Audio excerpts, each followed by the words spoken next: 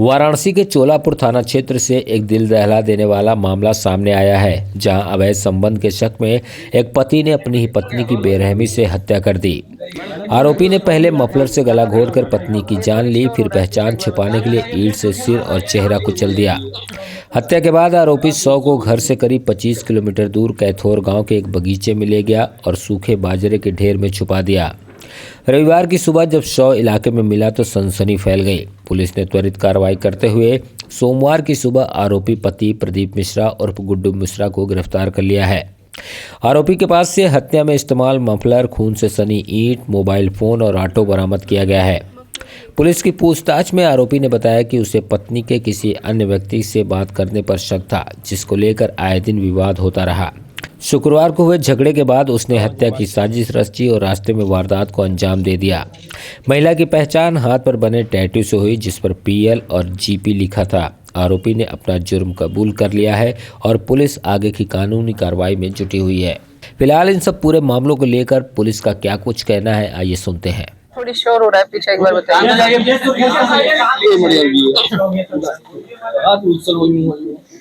2 tattoo हैं, P और L, जो कि इनिशियल्स हैं, मतलब नाम का पहला अक्षर है महिला का और उनके हस्बैंड का, जो अक्सर महिलाओं के में हाथ में मिल जाता है।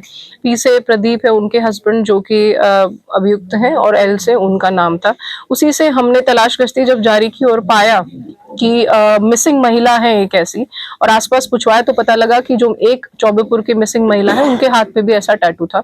तो हमें क्लैरिटी हो गई क्योंकि हमने फोटो में वो टैटू देखा उनके हाथ। दूसरा टैटू था उसका कुछ रिलेटेड?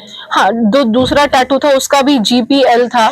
जो पता लगा है कि जो ये प्रदीप जी हैं, जो उनके हस्बैंड है, उनको घर में गुड्डू भी कहते हैं, तो उससे संभवतः G और P उनका नाम है और L महिला का नाम। मैडम, जो ये विवाद था दोनों लोगों में, जी, ये पता चल पाया कि कोई तीसरा व्यक्ति भी था इनके जीवन में या फिर ऐसी शक था? देखिए, पति ने अपने कन्फेशन में कबूला है कि 1-2 बार इन्होंने महिला को किसी से बात करते हुए पकड़ा है। उसके अलावा हमें कोई ऐसा साक्ष्य मिला नहीं है, ये पर्सनल चीज है।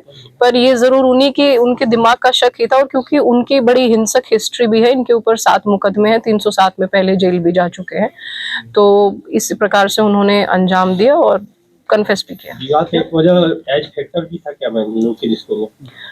नहीं, यही था फैक्टर, यही था कि भाई दोनों की बन नहीं रही है, क्योंकि उनको शक है अपनी बीवी पे कि उनके कुछ अवैध संबंध है। यही एक भाई की उम्र कितनी क्या थी, क्या पता? जी, महिला की उम्र में लगभग 25 से 27 वर्ष के बीच है और पुरुष की उम्र है लगभग 48 वर्ष। हम जो महिला का पति है, क्या वो मेडिकली फिट है? उसकी जांच भी कराई गई है? मानसिक रूप से वो स्वस्थ है?